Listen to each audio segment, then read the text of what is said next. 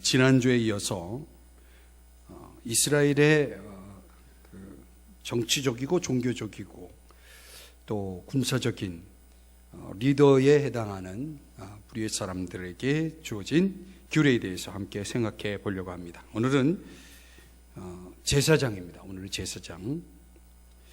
제사장은 예배의식을 수행하는 말하자면 이스라엘의 목회자입니다. 이스라엘의 목회자. 자, 우리가 이들에 대해서, 이 제사장에 대해서 백성들이 생각할 네 가지 주제를 오늘 성경이 소개해 주고 있습니다. 자, 첫 번째 1절, 2절을 보시면 제사장은 하나님의 공급하심에 의존하는 자들임을 말씀하고 있습니다. 자, 한번 1절, 2절 보실까요? 거기 보면 이스라엘 중에 다른 지파들은 생계를 위해서 경작할 땅을 할당받았는데 이 레위인들 제사장들은 그런 게 없었단 말이죠. 그렇기 때문에 이들은 목회적인 보살핌, 가르침, 예배 인도 뭐 이런 영적인 일들, 여호와의 일에 온전히 헌신해야 했습니다. 우리가 앞서 살펴본 신명기 10장 9절의 말씀에 보면은 여호와께서 그들의 기업이 되셨다, 이런 말씀이 나옵니다. 그러니까 이 제사장들은 자신들의 필요를 채우기 위해서 철저하게 여호와께 의지해야 했다는 것입니다. 그리고 이들의 의무는 뭐냐면, 임무는, 이들의 사명은 다른 사람들의 영적인 필요에 집중하는 것입니다. 다른 사람들의 영적인 필요에 집중하는 것입니다.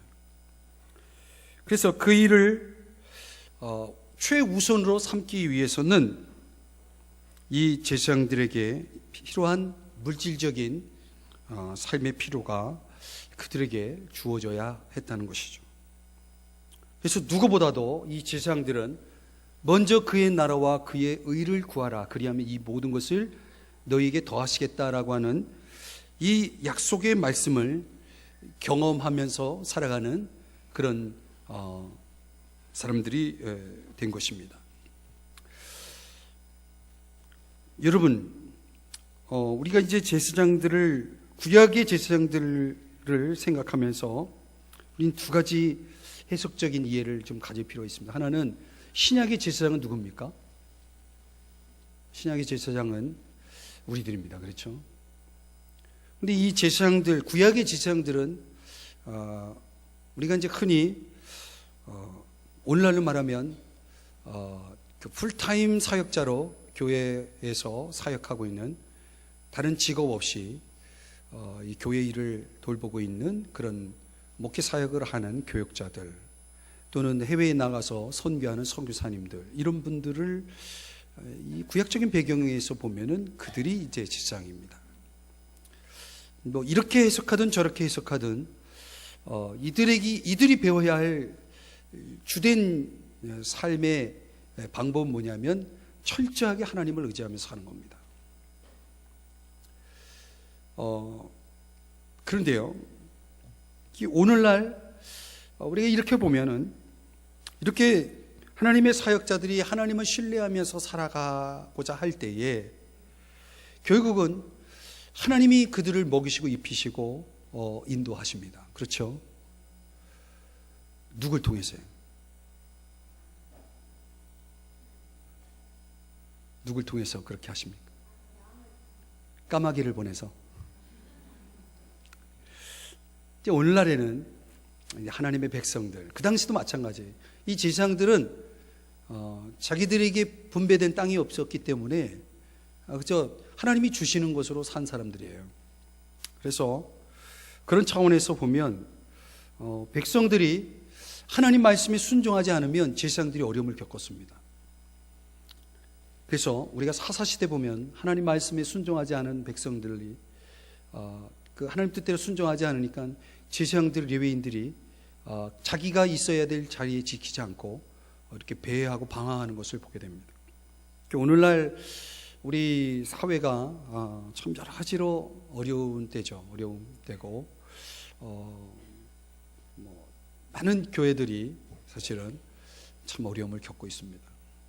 또 하나님 은혜로 저희 교회는 그래도 하나님 은혜 가운데 거하고 있는데 이렇게 주변에 들어보면 참 이렇게 생계를 유지하기 어려운 이 사역자들이 참 많이 있습니다. 그래서 이제 그들이 선택하는 게 뭐냐면 지금은 뭐 서구 사회는 이미 진행되고 있는 이야기지만 이제 목회자들도 잡을 가져야 된다. 직업을 가지고 있어야 된다. 그래서 우리가 소위 말하는 투잡을 해야 된다.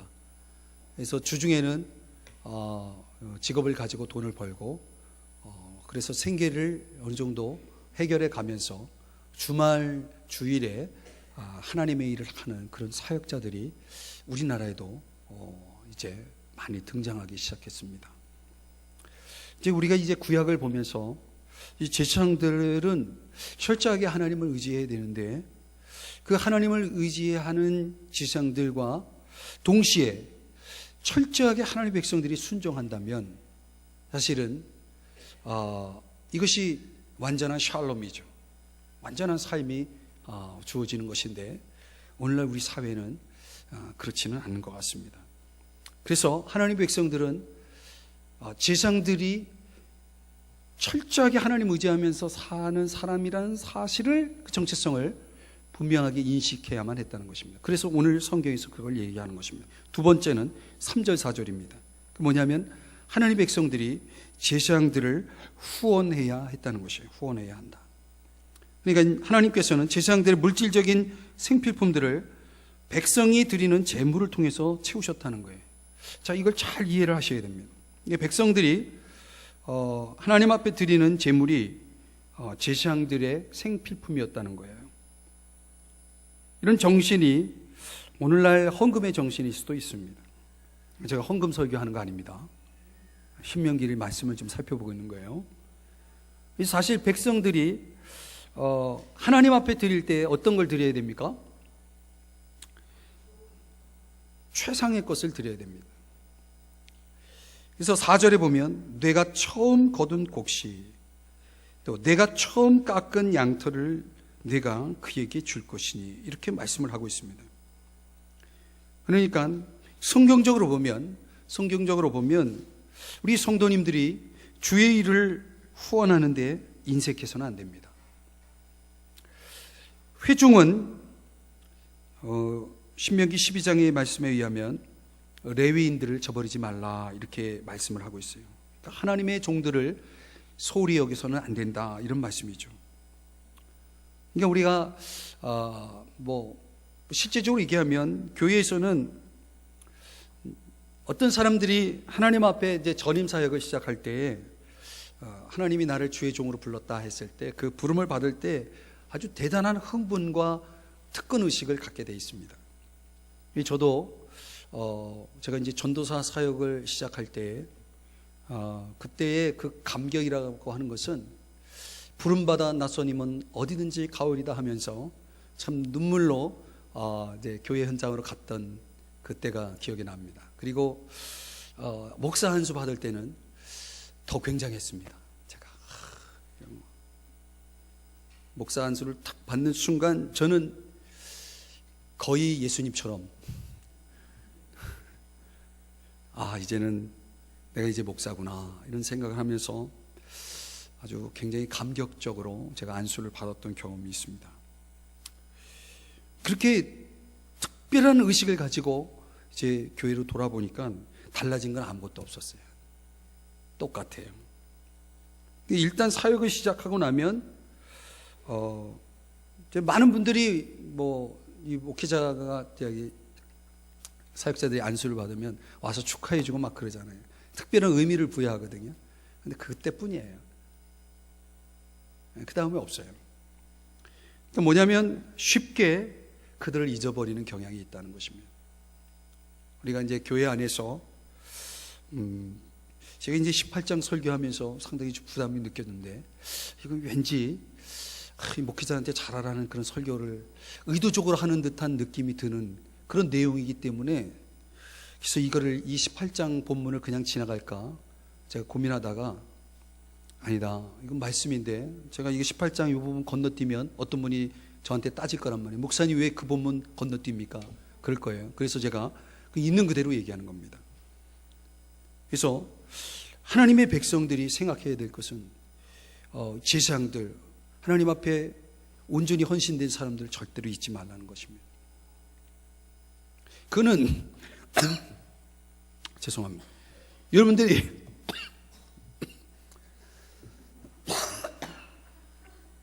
왜 같이 기침하세요?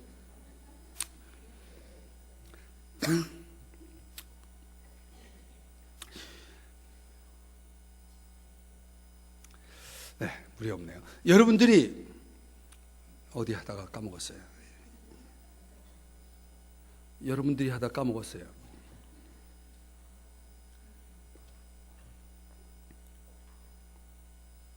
하여튼, 네, 지금 기침하다가 까먹었어요. 그 다음 이런 일도 있습니다. 우리가 하나님의 은혜 가운데 살아가면서 여러분들이 하나님을 위해서 헌신하는 하나님 사역자들을 잊지 않고 그들 기억한다는 것은 이제 생각이 난 건데, 여러분들이 복을 받기 위해서 하는 게 아닙니다. 이 기복적으로 가면 안 됩니다. 하나님의 사역자들을 기억할 때 여러분들이 복을 받기 위해서 한다는 것은, 이건 좀 극단적인 비유일 수도 있지만, 복을 받기 위해서 절에 가고 어디 가가지고 이렇게 우리로 말하면 샤머니즘적인 그런 사고를 가지고, 이게 뭔가 능력 있는 누군가에게 잘하면 나에게 복이 돌아온다 이렇게 생각해서 하는 것은, 이거는 아주 매우 비성경적이고, 그리고 이거 하나님 기뻐하는 게 아닙니다. 여러분들이 하나님의 사역자들을 기억하는 것은 복을 받기 위해서 하는 게 아니고 말씀에 순종해서 하는 겁니다. 말씀에 순종하고 하나님께서 그렇게 하라고 하니까, 그게 유익하니까, 그게 결국은 나에게 다 돌아오는 거예요. 그래서 그렇게 하라고 말씀하는 거예요. 지금 성경적으로 가르치는 겁니다. 여러분이 저에게 잘하면 여러분 복 받습니다. 제가 이렇게 설교하면 여러분들이 지금부터 잘할 거예요. 그죠? 저 좋으라고 설교하는 사람이 아닙니다. 저는 말씀대로 사역하는 사람이기 때문에 여러분들을 위해서 또 말씀을 드립니다. 세 번째는, 하나님의 사역 가운데 5절 보시면, 이 제사장들은 책임이 있는 사람이다라는 것을 기억해야 합니다. 어떤 책임이 있냐면, 항상 여호와의 이름으로 서서 섬기게 하도록. 이 제사장이 어디 있어야 됩니까? 항상 하나님 앞에 있어야 됩니다. 만약 제사장이 하나님 앞에 안 있고 여호와의 이름으로 서서 하나님 앞에 하나님을 섬기지 않고 다른 곳에서 뭘 하고 있다, 이거는 백성들의 편에서 보면 이건 너무너무 불행한 것입니다. 서서라고 하는 이 단어는 왕이나 주인 앞에 서서 명령을 기다리고 즉각 심부름을 수행할 준비가 되어 있는 그런 상태를 가리킵니다. 그러니까 하나님이 뭐라고 말씀하시는지를 귀를 기울여 듣고 그 들은 말씀을 이제 수행할 준비가 항상 되어 있는 사람, 이들이 제사장입니다. 이들은 항상 주님 앞에 순종할 준비가 되어 있는 사람들입니다.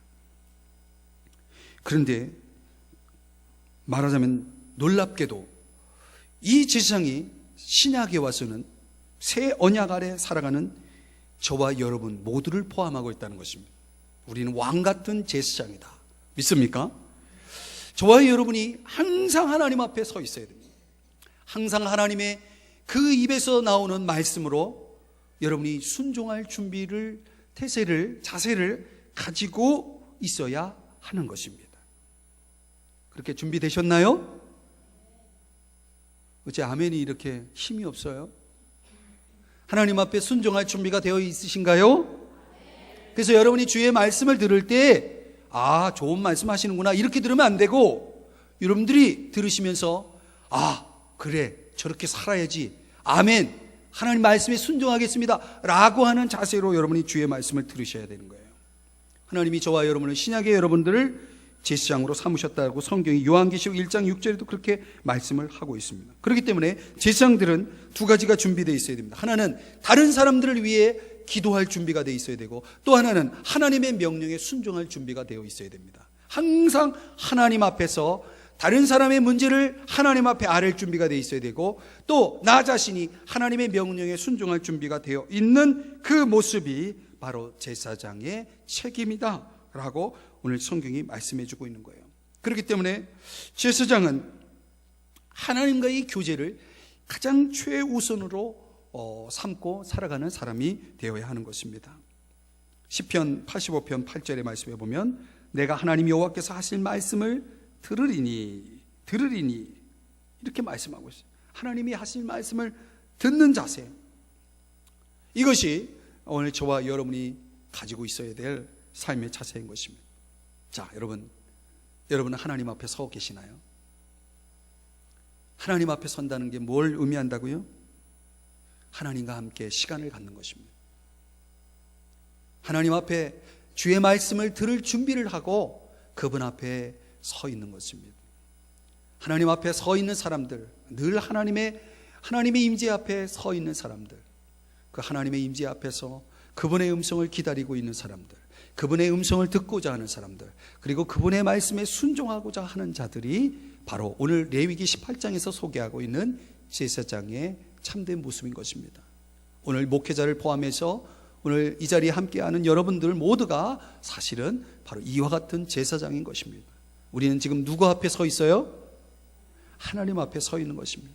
늘 하나님 앞에 서 있는 마음으로 그런 자세를 가지고 살아가시기를 주의 이름으로 축복합니다. 그분이 명하시는 것이라면 무엇이든지 행할 준비를 하셔야 합니다.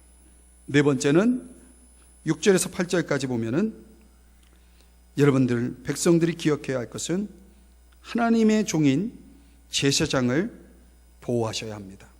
제사장을 보호하셔야 합니다.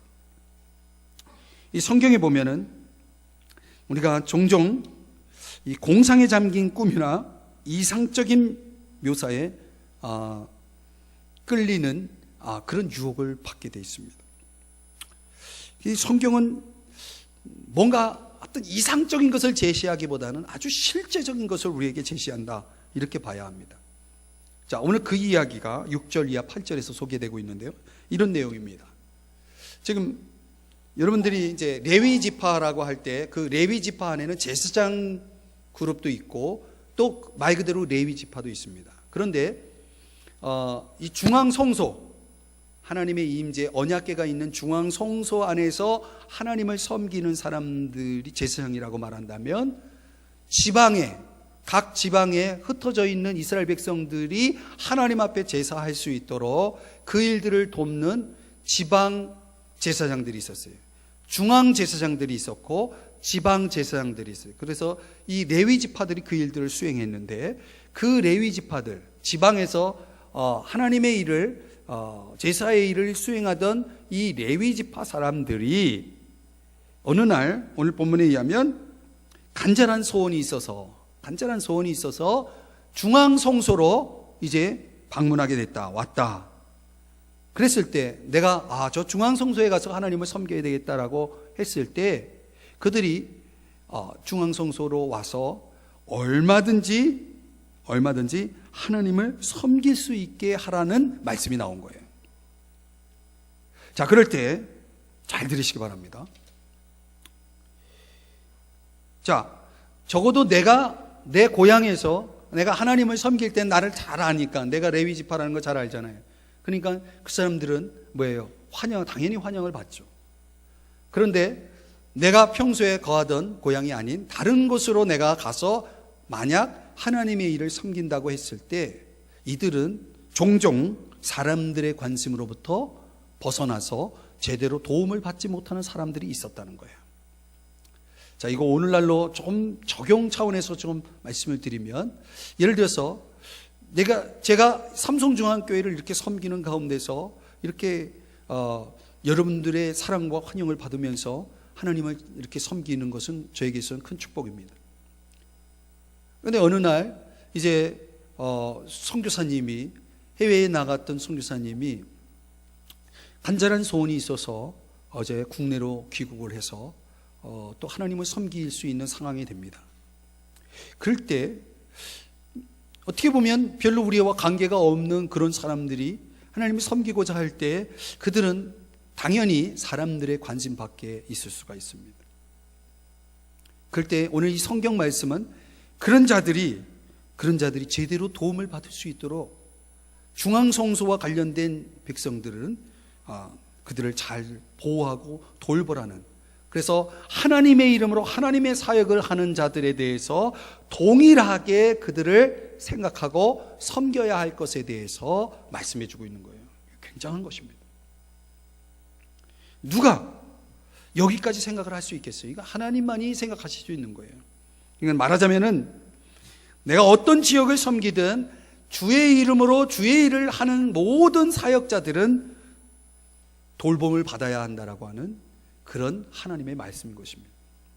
그런 차원에서 적어도 우리 교회에 속한 사역자들을 섬기고 도와줄 뿐만 아니라 우리는 한 발 더 나가서 하나님의 이름으로 하나님의 사역을 감당하는 더 많은 이들을 우리가 돌아보고 섬길 수 있는, 그들에게 도움을 줄 수 있는 그런 장으로 나아가야 한다는 거예요.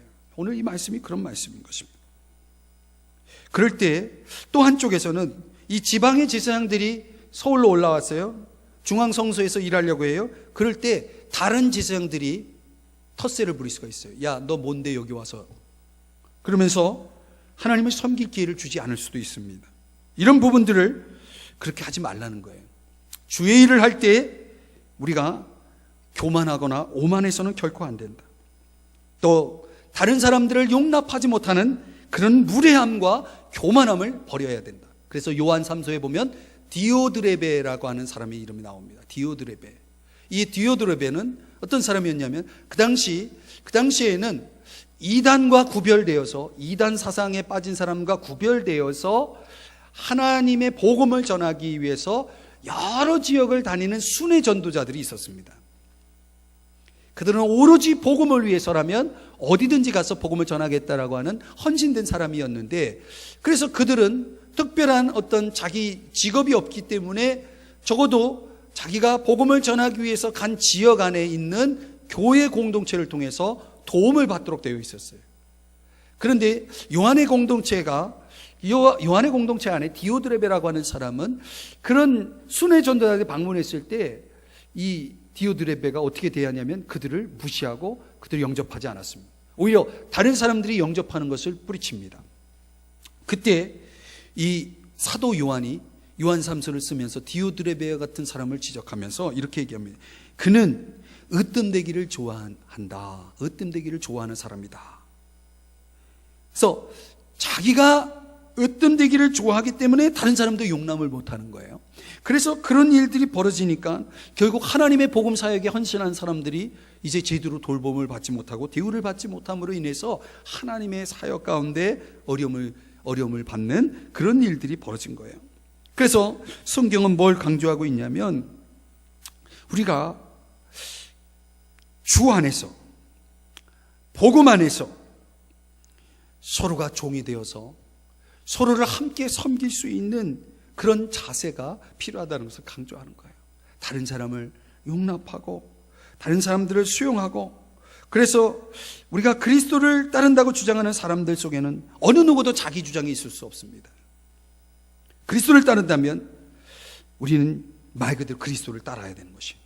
그리스도를 중심으로 해서 함께 가야 하는 것입니다. 그래서 오늘 성경은 하나님의 이름으로 하나님을 섬긴다라고 하는 사람들과 그리고 그들을 또 돌아봐야 될 주의 백성들이 오늘 누구를 차별하지 아니하고 함께 그들을 보호하고 그들을 돌볼 것에 대해서 성경이 강조하고 있는 거예요. 하나님의 사랑은 끝이 없어요. 한이 없어요. 오늘 저와 여러분의 삶도 그런 하나님을 본받아야 합니다. 사랑하는 여러분, 오늘 우리 교회는 그래서 제가 바라기는 그런 것입니다. 우리 당회와 그리고 우리 모든 우리 직원들, 우리 모든 성도님들이 정말 한마음 한뜻이 되어서 하나님이 정말 하나님만을 기쁘시게 하는 교회가 될 수 있길 바랍니다. 하나님을 기쁘시게 하는 교회. 근데 하나님이 기뻐하시는 말씀 앞에 우리 모두가 동일한 마음으로 순종해 나갈 때에, 그때 오늘 이 신명기 18장의 말씀과 같이 한 사람 한 사람을 정말 주님의 마음으로 바라보고 섬기고 돌보는 그런 가운데서 우리가 목회자와 어떤 평신도 이런 어떤 그 관계의 분리가 아니라 우리가 다 주 안에서 형제 자매로서 함께 서로를 돌아보고 섬기고 그리고 함께 승리해 나가는 그런 삶이 바로 진정한 교회가 아닌가, 오늘 이 말씀을 통해서 깨닫게 되어지는 것입니다. 자, 오늘 한 가지 더 살펴볼 것은 9절서부터 14절은 가나안 족속들이 취했던 마술과 마법, 주술, 점 이런 것들을 중시하는 문화 속에서 제사장들이 그들로부터 백성들을 보호해야 될 것을 또 말하고 있어요.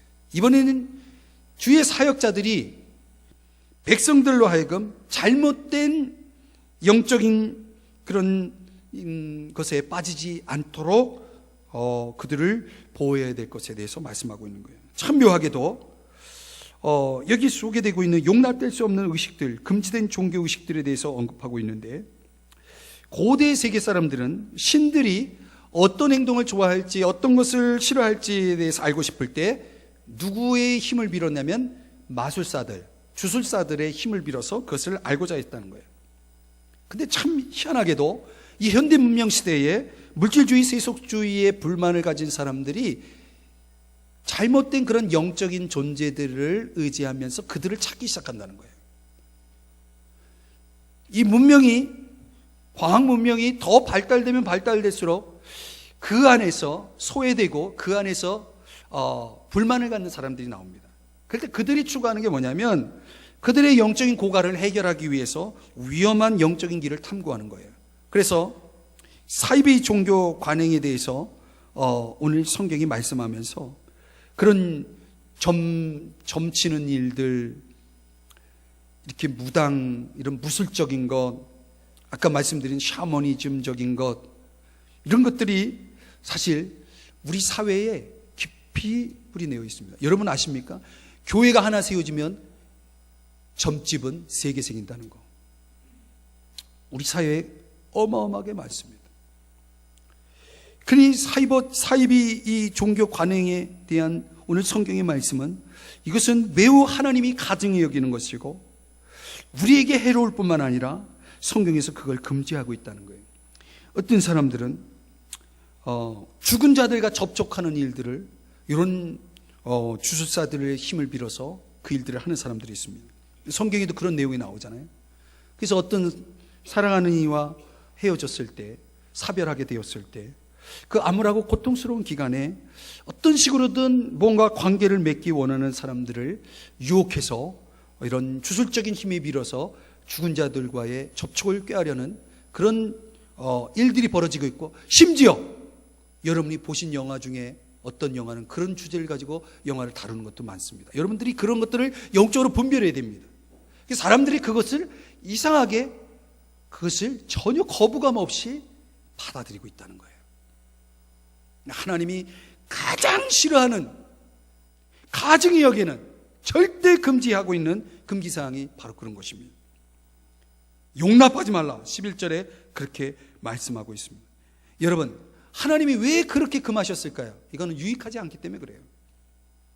하나님이 금한 것을 통해서 내가 유익을 얻기를 바란다는 것은 이건 있을 수 없는 얘기예요. 하나님이 보실 때 그것은 전혀 우리에게 도움이 되지 않기 때문에 하나님은 금하신 것입니다. 그러므로 사랑하는 여러분, 여러분이 하나님의 뜻을 알고자 한다면, 여러분이 어떤 영적인 것을 여러분이 알기를 원하신다면, 여러분 적절하고 수용 가능한 방식을 취하셔야 됩니다. 그건 뭐냐면 오늘 이 본문 신명기 말씀의 18장 제사장 이야기하다가 이런 9절부터 14절 말씀이 들어온 이유는 아주 묘하게도 선지자와 제사장의 이야기를 하는 그 사이에 껴 있어요. 그래서 여러분들 하나님의 뜻을 알고 뭔가 여러분의 삶에 있어서 궁금한 것이 있고 알고자 하는 것이 있다면 누구에게로 가라? 제사장에게 가고 선지자에게 가라고 하나님께서 말씀하시는 거예요. 제사장 선지자에게 가지 않고 엉뚱한 영적인 어떤 존재에게 가서 그것을 여러분 의탁하고 묻는다면, 사울처럼 엉뚱한 것에 가서 묻는다면 그것은 하나님이 가증히 여기는 것이고 결코 그것은 우리에게 유익할 수가 없다라는 것을 말씀해 주고 있어요. 하나님의 백성들을 위해서 늘 하나님의 존전에 들어가 하나님을 기쁘시게 하고 또 하나님의 뜻을 헤아려서 분별해서 하나님의 사역을 감당하는 제사장과 선지자들의 도움을 받아야 한다라고 하는 것을 강조하고 있는 거예요. 그러니까 여러분, 저와 여러분이 무엇인가 알고자 한다면 그것을 어떻게 알아야 할 것이냐라고 하는 여기에 대한 성경적인 답을 가지고 있어야 돼요. 하나님 말씀으로 돌아와야 되고 그 하나님 말씀을 올바로 분별하고 그 가르치는 사역자들에게 와야 됩니다. 엉뚱한 데 가서 물어보지 말고. 어떤 교회에는 교회 담임 목사를 찾아가지 않고 이상한 가정재단을 쌓는 곳에 가가지고 가서 하나님의 음성을 묻는 사람들이 있습니다. 하나님 뜻이 뭔지 묻습니다. 완전히 무당입니다. 저는 부끄럽지만 한때 저도 그런 재단을 쫓아다녔던 사람이에요. 놀랬죠. 저는 하나님 말씀에 무지한 열정 있는 청년이었습니다. 그래서 어디 신비한 은혜가 있다 그러면 쫓아가서 거기서 방방 뛰었던 사람이에요. 그래서 제가 후에 하나님 말씀을 알면서 이것이 매우 비성경적이고 비신학적이고 반하나님적인 그런 행위라는 사실을 제가 깨달았어요. 오늘날 현실에 대한 불만과 삶에 대한 어려운 문제를 안고 살아가는 사람들이 뭔가 지푸라기라도 잡기 위해서 의지하고 찾아가는 존재들 잘 보십시오. 과연 그것이 성경적인가?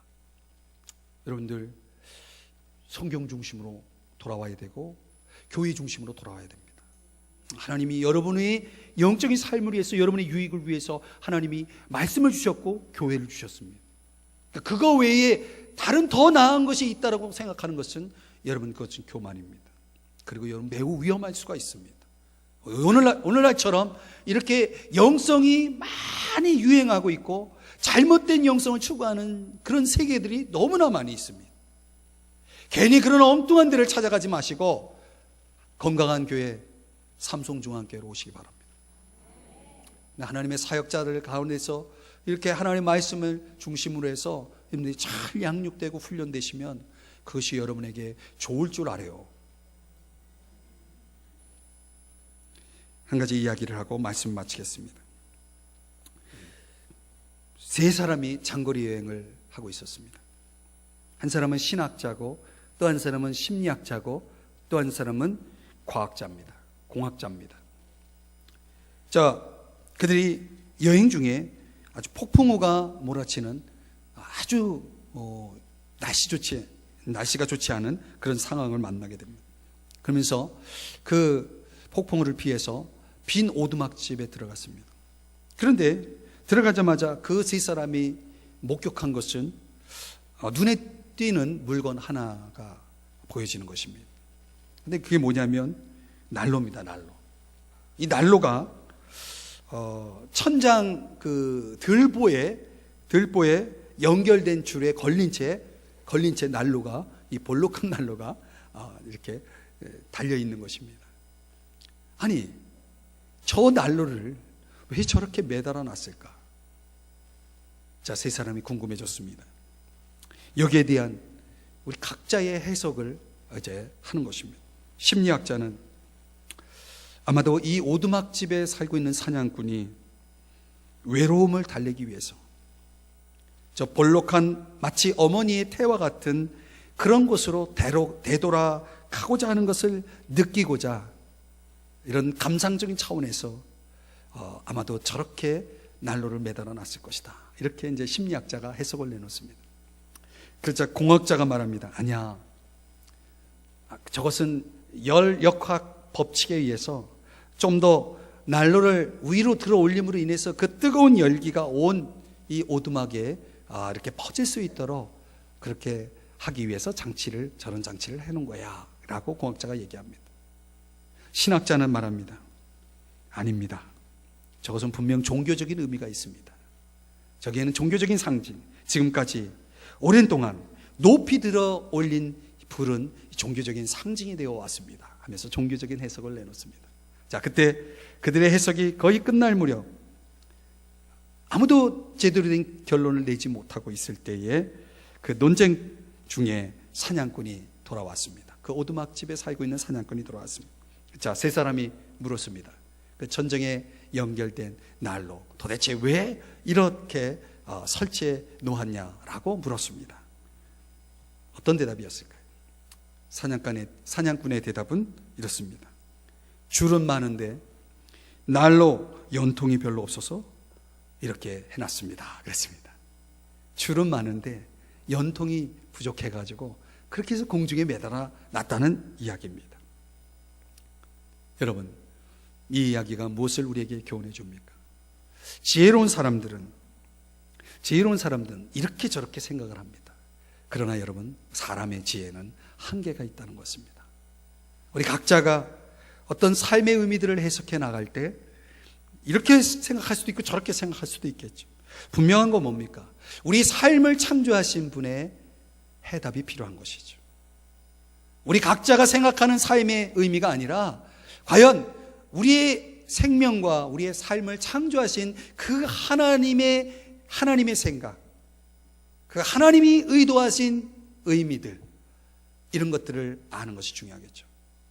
우리 세 사람이 해석한 것과 실제로 자신의 어떤 생각을 가지고 의도를 가지고 난로를 매달아 놓은 그 사냥꾼의 생각이 달랐던 것처럼 어쩌면 하나님께서 저와 여러분을 향해서 우리의 삶의 어떤 의미들을 말씀해 주실 때 우리가 그런 말씀을 듣지 아니하고 우리 스스로 우리 삶을 해석하고 받아들인다면 그것은 오해일 것입니다. 착각일 것입니다.